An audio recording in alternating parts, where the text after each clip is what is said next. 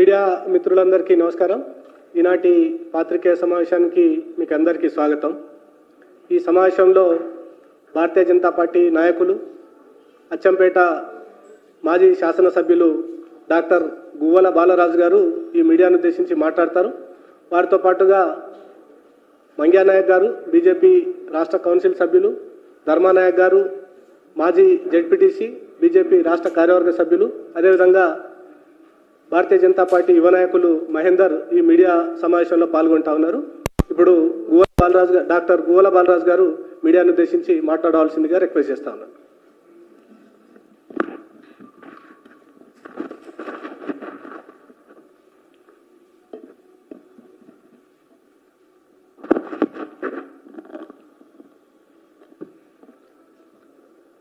మొదటగా మీడియా మిత్రులకు నమస్కారాలు తెలియజేస్తూ, ప్రెస్ కాన్ఫరెన్స్లో నాతో పాటుగా పాలు పంచుకుంటున్నటువంటి BJP spokesperson doctor Solanki Srinivas garu, మాజీ జడ్పీటీసీ ధర్మనాయక్ గారు, సీనియర్ నాయకులు మంగ్యానాయక్ గారు, మహేందర్ గారు, అందరికీ కూడా పేరు పేరున నమస్కారాలు తెలియజేస్తూ, ఈరోజు ఈ మీడియా సమావేశాన్ని ఏర్పాటు చేయడానికి కారణం,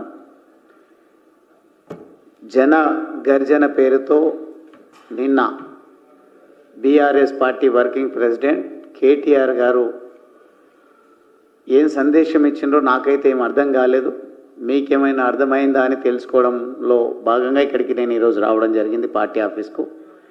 కానీ అందరిలో అదే ప్రశ్న కనిపిస్తూ ఉంది. ఎందుకు జన గర్జన అని పేరు పెట్టిండ్రు, వారు గర్జించింది ఏంది, ఉద్ధరించింది ఏంది అనేది ఒక విస్తృతంగా చర్చ జరుగుతూ ఉంది నిన్నటి నుంచి. కారణం ఏంటంటే, కేటీఆర్ గారు అధికారంలో లేరు, అదేవిధంగా అచ్చంపేట ఒక జనరల్ కాన్స్టిట్యున్సీ కాదు, అక్కడ ఆయన నియమించినటువంటి ఆ కార్యక్రమాన్ని విజయవంతం చేయాలని నియమించినటువంటి వాళ్ళు ఒక రిజర్వ్డ్ కేటగిరీకి చెందినటువంటి వాళ్ళు కూడా కారు. అంతెందుకు అచ్చంపేటలోనే ఈ జనగర్జన నిర్వహించాలని భావించిండ్రో ఎవరికి అర్థం కానటువంటి పరిస్థితి.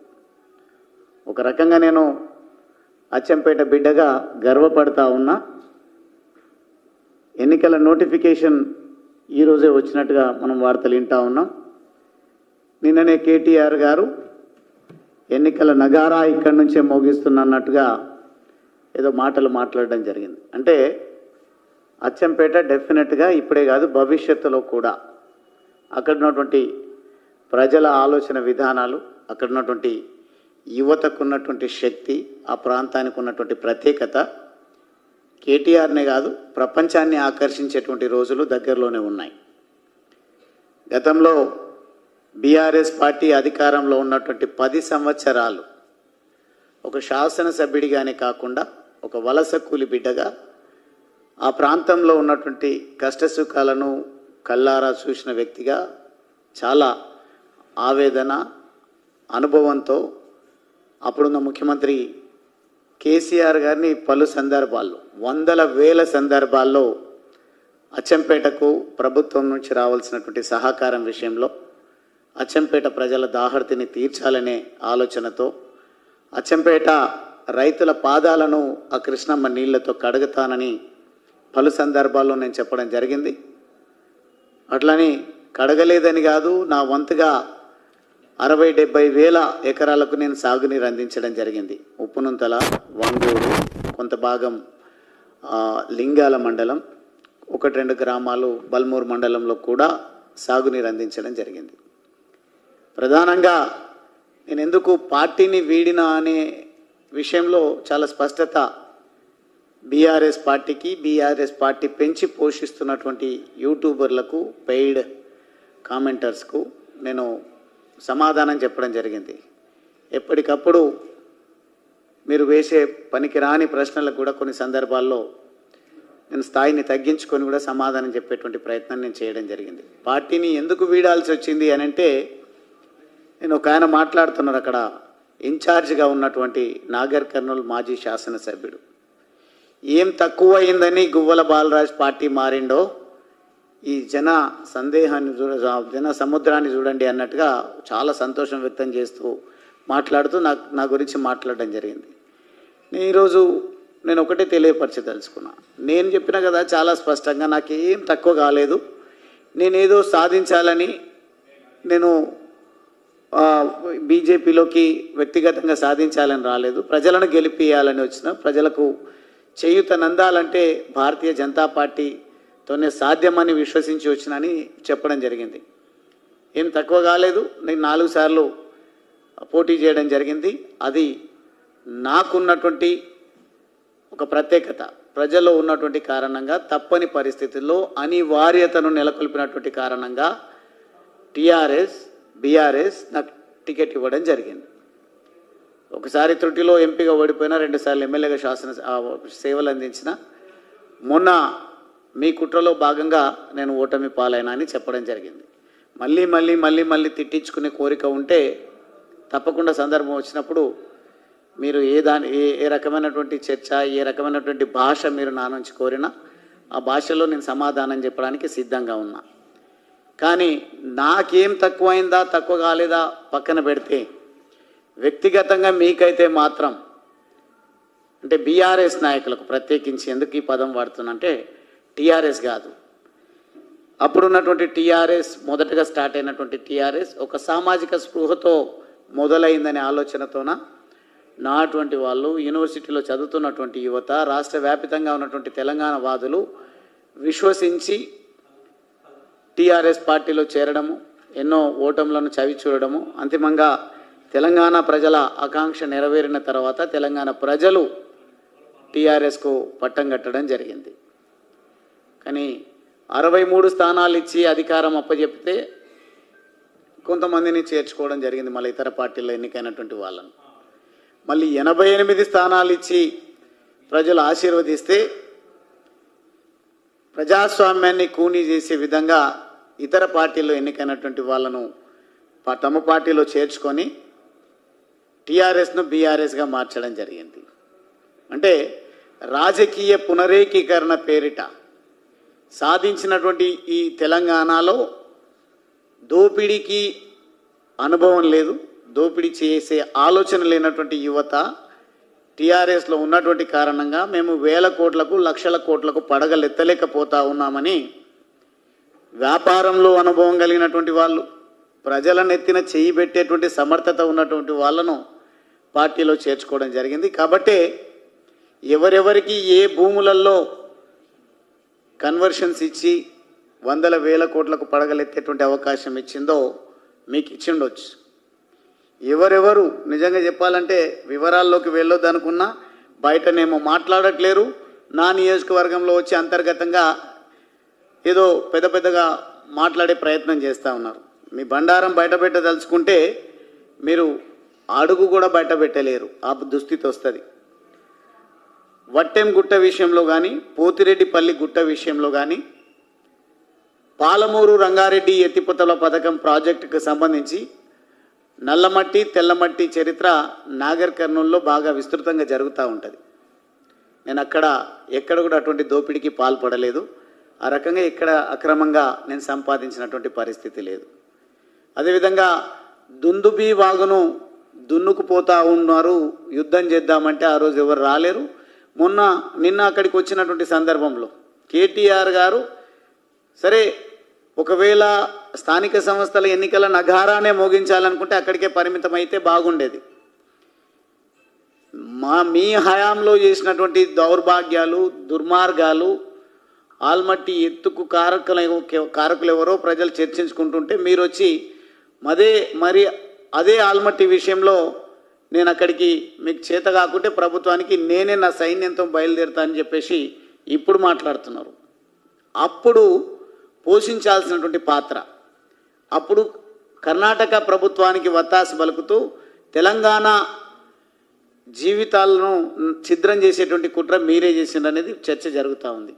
అక్కడ వచ్చి ఆల్మట్టి గురించి మాట్లాడతారు, లేదంటే ఇంకా ఇతర అంశాల గురించి మాట్లాడతారు తప్ప అచ్చంపేటకు రావాల్సినటువంటి అవసరం ఏముంది? 50 రోజుల సమయం పట్టింది. నేను పార్టీ మారి 50 రోజుల పైన అవుతుంది. 50 రోజుల సమయం పట్టింది కేటీఆర్ గారికి అక్కడ సభ నిర్వహించుకోవడానికి. సభ అచ్చంగా అచ్చంపేట ప్రజలతో నిర్వహించినరా అంటే కాదు.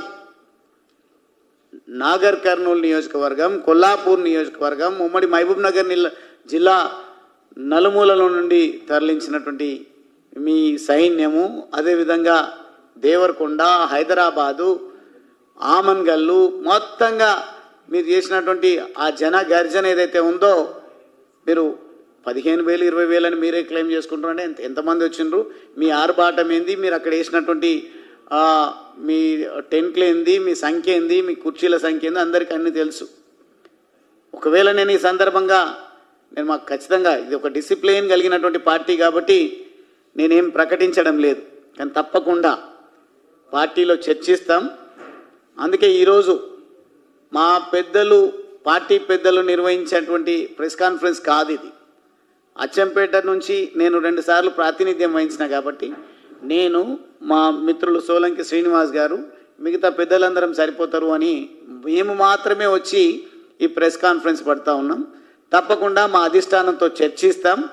నీ జనగర్జనకు ధీటుగా మా పార్టీతో చర్చించి మీ దుర్మార్గాలు, మీ ఆగడాలు, మీ అవినీతి, మీ పనికిరానితనం విషయంలో సిరిసిల్లలో సింహగర్జన ఏర్పాటు చేస్తాం. దమ్ముందా కేటీఆర్? స్పందిస్తావా నా సవాలుకు? అక్కడ వచ్చి ఏదో నెగ్లెక్టెడ్గా మాట్లాడిపోతా ఉన్నావు. ఎవరో కాదు, ఉద్యమాన్ని నిర్మించినటువంటి బిడ్డడు గువ్వల బాలరాజ్ అంటే. ఆ గులాబీ జెండాను మోసుకు వెళ్ళినటువంటి సైనికుడు గువ్వల బాలరాజ్. గువ్వల బాలరాజ్ స్థానాన్ని ఇంకోరితో పూరుస్తారంట. గువ్వల బాలరాజ్ అచ్చంపేట ప్రజల గుండెల్లో సుస్థిరమైనటువంటి స్థానాన్ని సంపాదించినటువంటి విషయాన్ని మర్చిపోవద్దు. నేను ఒక్కడినే బయలుదేరిన. మీరు పనికి రాని కామెంట్స్ను నేను దృష్టిలో పెట్టుకొని ఒకటిగా బయలుదేరితే మీరెంతైతే కోట్లాది రూపాయలు, 2-3 కోట్ల రూపాయలు ఖర్చు పెట్టిండ్రు అని అంటున్నారు. డబ్బులు ఎక్కడి నుంచి వచ్చినాయో లెక్క కూడా చెప్పాల్సి బాధ్యత ఉంది. ఆ రోజు తెలంగాణ తల్లి విగ్రహాన్ని అచ్చంపేటలో ఏర్పాటు చేద్దామంటే ₹1 మీరు సాయం చేయలేదు, ఒక సలహా కూడా మీరు ఇవ్వలేదు. కానీ కేసీఆర్ గారు వస్తున్నారు, మీరు ఎట్లా సభ నిర్వహిస్తారో, సభ ఫెయిల్ అయితే ఇప్పుడిప్పుడే ఉద్యమం ఉవ్వెత్తున ఎగిసిపడుతుంది, ఇప్పుడిప్పుడే మీరు మొదలుపెట్టినందుకు ఉమ్మడి పాలమూరు జిల్లాలో కొంత బీఆర్ఎస్ పార్టీ పెరిగే అవకాశాలు కనిపిస్తున్నాయి, మనము కార్యక్రమాన్ని గొప్పగా నిర్వహించాలని నేను సొంతంగా నా కష్టార్జితంతో సంపాదించినటువంటి డబ్బులు మీ చేతికి తీసుకొని మీటింగ్ ఏర్పాటు చేసిండ్రు. ఈరోజు మాత్రం అక్కడ జనగర్జన నిర్వహించేటువంటి బాధ్యత ఒక శ్రీమంతుడికి ఇచ్చింది అని మాట్లాడుతున్నాడు. నేను 5 లక్షల అప్పు తీసుకున్నా, ఇవ్వకపోతే ఇట్లుంటే సామెతలు చెప్పడంలో దిట్ట. కానీ సామెతలతోన ఆర్టీసీ క్రాస్ రోడ్లో జరుగుతున్నటువంటి నిరుద్యోగ జనగర్జనకు సమాధానం దొరకదు. మీకేమాత్రం తెలంగాణ ప్రజల పట్ల కానీ, తెలంగాణ యువత పట్ల కానీ, తెలంగాణలో జరుగుతున్నటువంటి దుర్మార్గాల పట్ల కానీ అవగాహన ఉంటే రండి, మీరు నేను కలిసి పార్టీల పెంపుదల కోసం కాదు, నిరుద్యోగ యువత ఏదైతే ఇబ్బందులు పడతా ఉన్నారో, రణగర్జన పేరిట ఉద్యమాలు రూపకల్పన చేసి వారు ఆర్టీసీ క్రాస్ రోడ్ నుండి సెక్రటరేట్కు మేము పాదయాత్ర చేస్తామంటే వాళ్ళని అడ్డుకుంటున్నటువంటి పరిస్థితి. ఏ రోజు కూడా వాళ్ళని ఎందుకు అడ్డుకుంటున్నారు? ఇది ప్రజాస్వామ్య దేశం అని అడగడానికి దమ్ము లేని మీరు అక్కడ వచ్చి జనగర్జన చేస్తున్నారు. అందుకే ఈరోజు మిమ్మల్ని ప్రజలు తిరస్కరించారు. నాకంటే మంచోడిని తీసుకొస్తా అంటే మీరు అంటున్నారు కదా గువ్వల బాలరాజ్ మంచోడే అని. మీరు అన్నా అనకపోయినా మీ సర్టిఫికేషన్తో నాకు అయ్యేదేం లేదు. అచ్చంపేట ప్రజలకు నేనేందో తెలుసు కాబట్టే మీరు ఒక్కటంటే ఒక్క మాట కూడా నా గురించి మాట్లాడలేకపోయినారు. ఇప్పుడు కూడా సవాల్ చేస్తున్న దమ్ముంటే గువ్వల బాలరాజ్ మీలాగా అవినీతికే పాల్పడి ఉంటే మీకంటే కాళేశ్వరం ప్రాజెక్ట్ ఉండొచ్చు. కాళేశ్వరం ప్రాజెక్టులో దండుకోవడానికి అవకాశం ఉన్నదేమో, దండుకున్నారేమో. ఇది ప్రజలు అంటున్నటువంటి మాట. అక్కడ సంపాదించినటువంటి అవినీతి సొమ్ముతోన ఈరోజు గర్జనలో పేరిట ప్రజలను మభ్యపెట్టే ప్రయత్నం చేస్తుండొచ్చు. కానీ నేను నిజంగా అవినీతి పరుణ్ణి అయితే డబ్బులు సంపాదించడమే నా యావ అయితే ఈరోజు కాంగ్రెస్ ప్రభుత్వము దుర్మార్గంగా అక్రమంగా దుందుబి వాగు నుండి ఇసుక రవాణా చేస్తూ ఉంటే ఆ ఇసుక రవాణా గురించి అడ్డుకునే పోరాటం చేద్దామంటే ఆ రోజు కదలలేరు. అదేవిధంగా పనికిరాని మాటలు మాట్లాడుతున్నారు. ఇదేదో మేము ఆ ప్రాజెక్టు అచ్చంపేట లిఫ్ట్ ఇరిగేషన్ మంజూరు చేసినాం, అది చేసే మొదలుపెట్టే దమ్ము ముఖ్యమంత్రికి లేదని. మీరు ముఖ్యమంత్రి గురించి తర్వాత మాట్లాడతారు, మీరు కలలో ముఖ్యమంత్రిగా ఉండండి పర్వాలేదు. కానీ గువ్వల బాలరాజ్ సాధించినటువంటి అచ్చంపేట లిఫ్ట్ ఇరిగేషన్ స్కీముకు పునాది రాయి వేయడానికి కేసీఆర్ గారు ఎందుకు రాలేరు? మీరు మాటిచ్చి మీరెందుకు ఆ పునాది రాయి వేయడానికి రాలేరు? సమాధానం చెప్పకుండా బయలుదేరిండ్రు, మీరు వెళ్ళిపోయినరు. దమ్ముందా నేను మాట్లాడే మాటలకు సమాధానం చెప్పడానికి? కేటీఆర్ గారు కానీ కేటీఆర్ గారు భవిష్యత్తు ముఖ్యమంత్రి అని పొగడతలతో ముంచెత్తుతున్నటువంటి పనికిరాని నాయకులకు ఎవరికైనా నా సవాల్ను స్వీకరించి నా ప్రశ్నలకు సమాధానం చెప్పే దమ్ముందా? అంతెందుకు, ఎస్ఎల్బీసీలో లేబర్ ఇంజనీర్లందరూ కూడా ఆ సొరంగం కూలీ కొలాప్స్ అయ్యి 8 మంది సమాధి అయితే 2 డెడ్ బాడీలను మాత్రమే వెలికి తీసిండ్రు. మిగతా డెడ్ బాడీలను వెలికి తీసేటువంటి విషయంలో ప్రశ్నించండి అని నేను మీ పార్టీకి రాజీనామా చేసిన తర్వాత బీజేపీ పార్టీలో చేరిన తర్వాత పలు సందర్భాల్లో నేను ఈ ప్రశ్నలు లేవనెత్తుతున్నా. ఎందుకు ఒక్కసారి సమాధానం చెప్పలేదు అనుకుంటారేమోనంటే బయట మాట్లాడడం. గువ్వల బాలరాజ్ నోరెత్తడానికి దమ్ము లేదు, కానీ గువ్వల బాలరాజు గురించి మనమేం మాట్లాడతాము అని నేను చెప్పిన కదా. చేరిక రోజే గువ్వల బాలరాజుకు కేటీఆర్ గారికి నిజమే పోలిక లేదు. ఎట్లా లేదు అంటే, నేను క్షేత్రస్థాయి నుంచి, పేదరికం నుంచి, ప్రజల నుంచి ఆకలి చావులను కల్లారా చూసినటువంటి నేపథ్యం నుంచి వచ్చిన కాబట్టి నాకు మీకు పోలిక లేదు.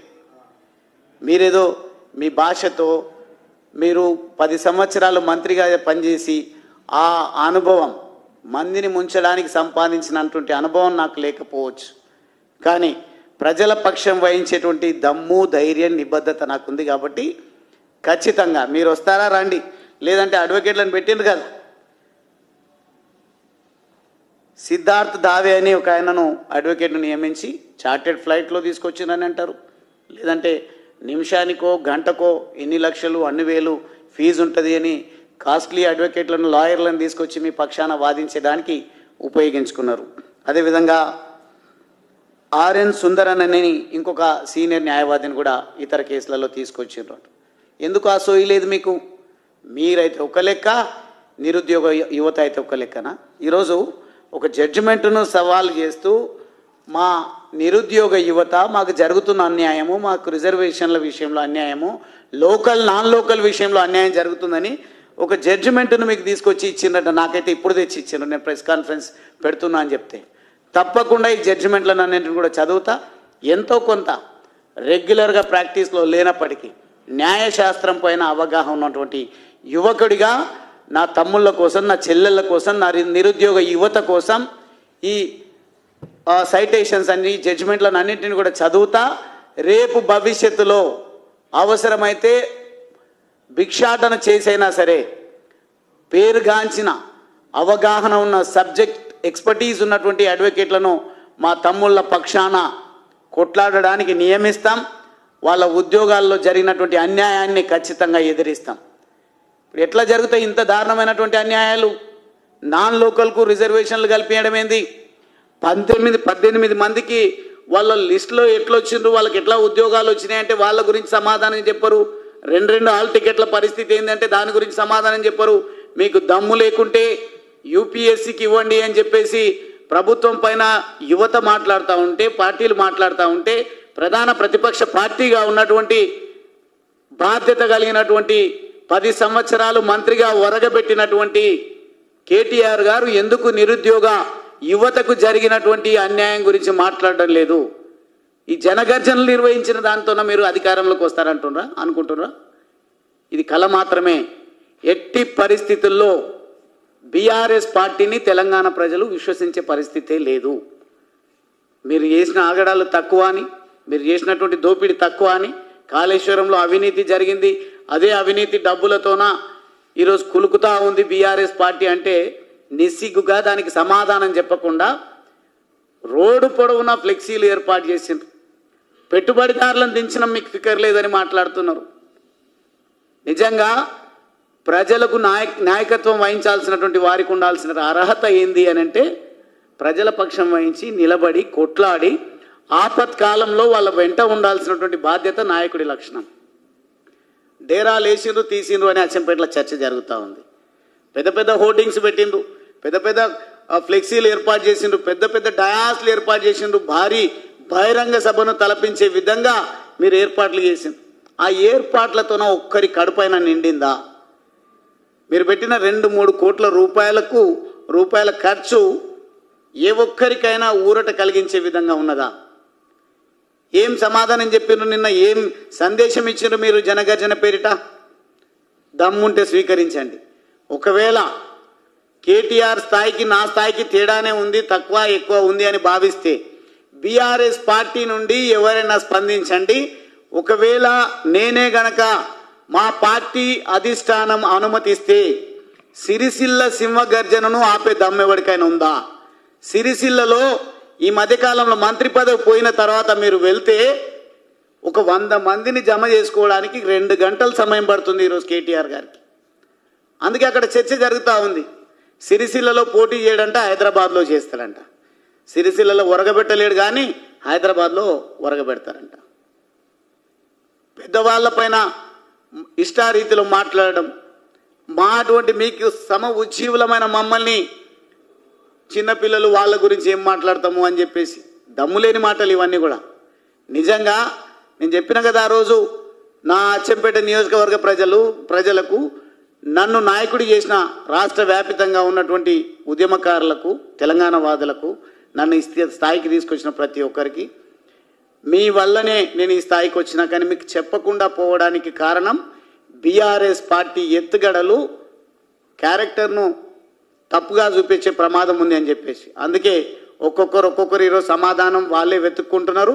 తండోపతండాలుగా బీజేపీ పార్టీకి దారి మళ్లించింది. ఎక్కడికక్కడ బీజేపీ పార్టీని ఆశీర్వదిస్తూ ఉన్నారు. ఈరోజు ఇవే కాదు, ఆయన వెంబడి నడుస్తున్నటువంటి పెట్టుబడిదారులు, పెత్తందారులు వారి నియోజకవర్గాల్లోనే కాదు, హైదరాబాదులో కూడా కన్వర్షన్ పేరిట భూములను ఏ రకంగా 1000 కోట్లకు పడగలెత్తుకునే విధంగా మలుచుకున్నారో అందరికి తెలుసు.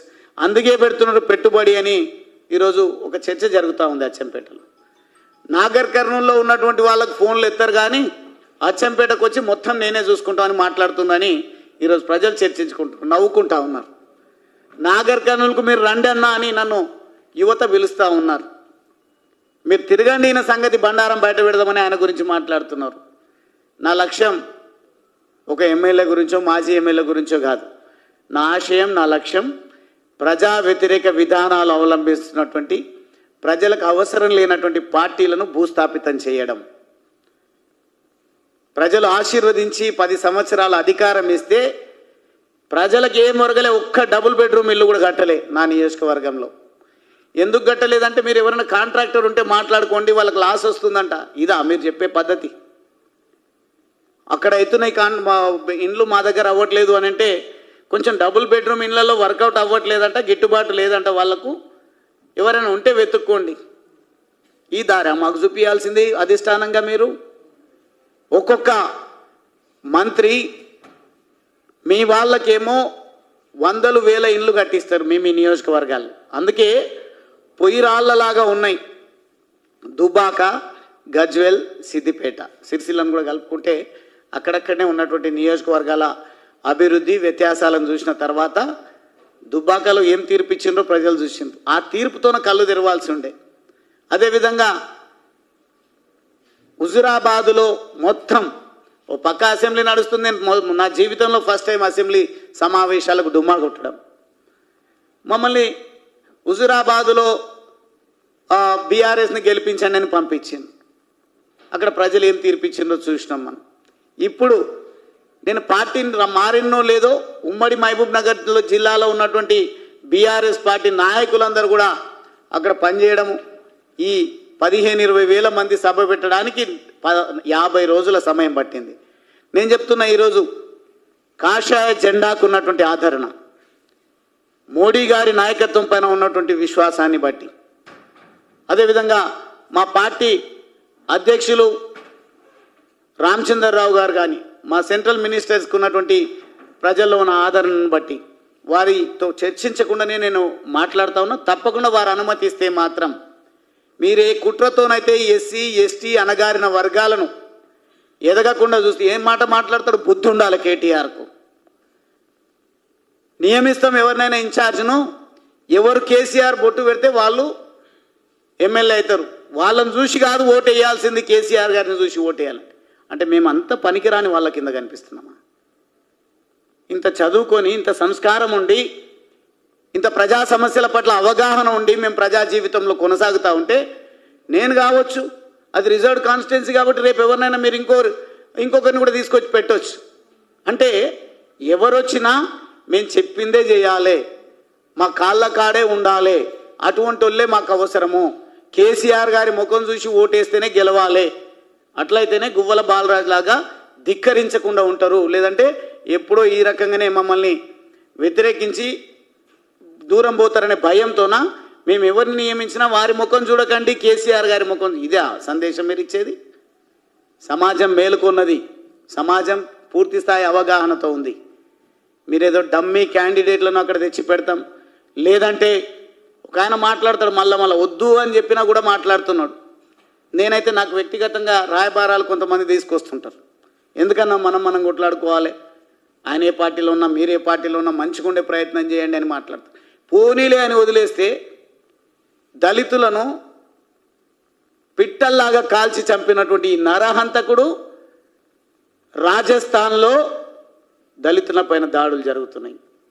ఉత్తరప్రదేశ్లో దళితులను కాల్చి చంపుతున్నారు, మధ్యప్రదేశ్లో కాల్చి చంపుతున్నారు. మళ్ళీ కాల్చి చంపుతుంటే ప్రజల అమాయకుల ఎందుకు మళ్ళా బీజేపీ పార్టీని ఆదరిస్తున్నారు? ఎందుకు మళ్ళా బీజేపీ పార్టీ అధికారంలోకి వస్తుంది? అక్కడ మీరు చంపింది అసలు చెప్పాలంటే ఈరోజు ఈ ఎండకు ఆ గొడుగు పట్టేటువంటి నైజం మీకుంది కాబట్టి మీరు కనీసం కాగజ్ నగర్లో ఏం జరుగుతుందో మీకు సోయలేదు. మిమ్మల్ని ఎక్కడ నియమిస్తారు, ఎక్కడ ఏం చేస్తారో మీకు అర్థం పర్థం లేకుండా మాట్లాడుతున్నారు.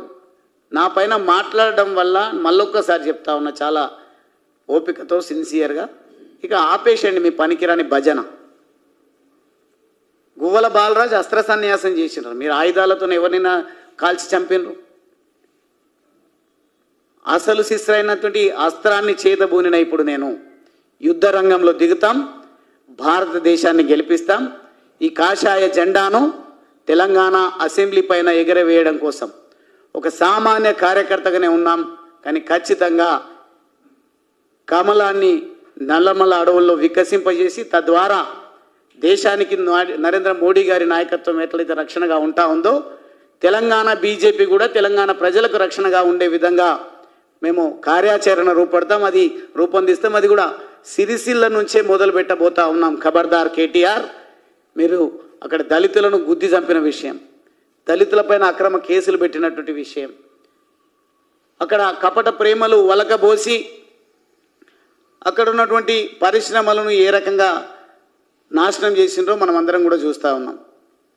మీరు మాత్రం ఒకరొకరు మాట్లాడుతుంటే విచిత్రం అనిపిస్తుంది. నేను కూడా నిర్మాణ రంగంలో ఒక 25 సంవత్సరాల నుంచి ఉన్నా.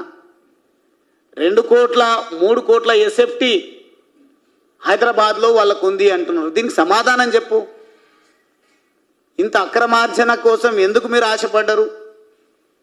మీరు ఉద్యమాలు నిర్మించాలన్న రోజు గువ్వల బాలరాజ్ మహబూబ్ నగర్ పాలమూరు ప్రజాగర్జన అంటే గువ్వల బాలరాజ్ ఎన్ని డబ్బులు ఇచ్చిండో నీకు తెలియకపోవచ్చు, కానీ పార్టీలో ఎవరైతే ఉన్నారో వాళ్ళని అడగండి. ఈరోజు పెట్టుబడిదారులు నీ పంచాన చేరుండొచ్చు. అదే 100,000 కోట్లు సంపాదించినటువంటి వాళ్ళు నీ పార్టీని నడిపిస్తారు అనే విశ్వాసం నీకు ఉండొచ్చు. పార్టీ నడుస్తుంది, కానీ ఓట్లు మాత్రం రాలవు. రేపు రాబోయే రోజులలో మిమ్మల్ని రాజకీయంగా సమాధి చేయడం కోసమే నేను నిర్ణయం తీసుకొని రావడం జరిగింది. నిజమైనటువంటి ప్రజలకు సేవను అందించేటువంటి దమ్మున్నటువంటి బీజేపీ పార్టీ రామచంద్రరావు గారి నాయకత్వంలో, నరేంద్ర మోడీ గారి నాయకత్వంలో, జేపీ నడ్డా గారి నాయకత్వంలో ఈ కాషాయ సైన్యాన్ని తీసుకొని రాష్ట్రం మొత్తం కూడా మాకు తోచిన స్థాయిలో మా కెపాసిటీలో మేము పర్యటనలు చేస్తాం. మొత్తంగా మీరేదైతే మా పైన సంబంధాన్ని అంటగట్టేటువంటి ప్రయత్నం చేస్తూ ఉన్నారో, మీరెట్లా కాంగ్రెస్ అదేవిధంగా బీఆర్ఎస్ ఏ రకంగా ఒకటైనరో, అందుకే ఈ మధ్యకాలంలో రేవంత్ రెడ్డి గారు 20 నెలల ఎంక్వైరీ తర్వాత మొన్న ఇచ్చిండు సిబిఐకి కాళేశ్వరంలో అవినీతి జరిగినటువంటి విషయం. ఈ విషయంలో కూడా ఎవరి భుజమైనో తుపాకీ పెట్టి కాల్చే ప్రయత్నం కాంగ్రెస్ చేస్తుంది. మీరు ఇద్దరు లోపాయికారి ఒప్పందంతోనా? అప్పుడేమో అధికారంలోకి రాకముందు రేవంత్ రెడ్డి గారు అధికారంలోకి వచ్చిన వెంటనే నన్ను చిప్పకూడు తినిపించినటువంటి బీఆర్ఎస్ పార్టీని జైలుకు పంపిస్తా, అధిష్టానాన్ని జైలుకు పంపిస్తా అని మాట్లాడాను. 20 నెలలు అవుతుంది. మళ్ళీ ఎక్కడ గడ్డి తింటున్నాడో రేవంత్ రెడ్డి గారు. ఎందుకు ఈ అవినీతి విషయంలో స్పష్టత ఇవ్వలేకపోతున్నారు? ఎందుకు మీ పరిధిలో ఉన్నటువంటి కేసును సిబిఐకి అప్పచెప్పినారు? మీకు దమ్ము లేకుంటే కేసుని సిబిఐకి అప్పచెప్పడమే కాదు, నిజంగా ప్రజలకు సేవను అందించేటువంటి నాయకులకు ఈ పగ్గాలు అప్పచెప్పి మీరు పక్కకి తప్పుకోండి. చేత కాకుంటే ప్రజాస్వామ్యబద్ధంగా రైట్ రాయల్గా ప్రజల చేత ఎన్నికై బీజేపీ ఈ రాష్ట్రాన్ని కాపాడుతుందని ఈ సందర్భంగా తెలియజేస్తాను.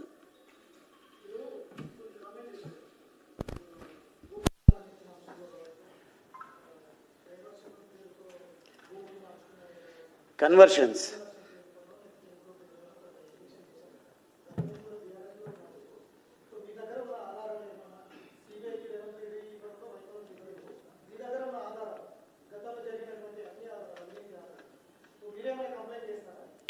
కంప్లైంట్ చేయడం కాదు, ఆల్రెడీ ఆ విమర్శ ఉంది, పొలిటికల్ విమర్శ ఉన్న జెన్యున్ విమర్శనే చేస్తున్నా నేను. ఒకవేళ నిజంగా ఆధారాలతోనే రావాలంటే ఖచ్చితంగా ఆధారాలతో రావడానికి సిద్ధంగా ఉన్నా. అదే చెప్తున్నా. కొండకల్లో 76 ఎకరాల భూమి ఎవరికి దారాదత్తం చేసిండ్రు. అది నో మ్యాన్స్ ల్యాండ్ అది. కానీ అక్కడ ఆ భూమికి సర్వే నంబర్లు ఎట్లా పుట్టుకొచ్చినాయి, ఎవరికి ఆ భూమిని అప్పచెప్పిండ్రు, ఎవరు అప్పచెప్పిండ్రు, అది ఎన్ని వందల కోట్లకు సంబంధించినటువంటి భూమో లెక్క చెప్పాల్సినటువంటి అవసరం ఉంది కేటీఆర్ గారు. నేను విమర్శ చేస్తున్నా. నేను కొండకల్లని గ్రామం పేరును కూడా సంబోధిస్తున్నా, ఎక్స్టెంట్ కూడా మీకు దృష్టికి తీసుకొస్తున్నా. ఈ విమర్శ ఉందా లేదా అని సమాధానం చెప్పమండి. లేదంటే పూర్తి స్థాయి అథెంటిక్ ఇన్ఫర్మేషన్తో నేను రావడానికి చర్చకు సిద్ధంగా ఉన్నా. కేటీఆర్ వస్తాడా, లేకుంటే కేటీఆర్ తరఫున వకాల్తా పుచ్చుకొని మాట్లాడుతున్న వాళ్ళు వస్తారా? రమ్మనండి.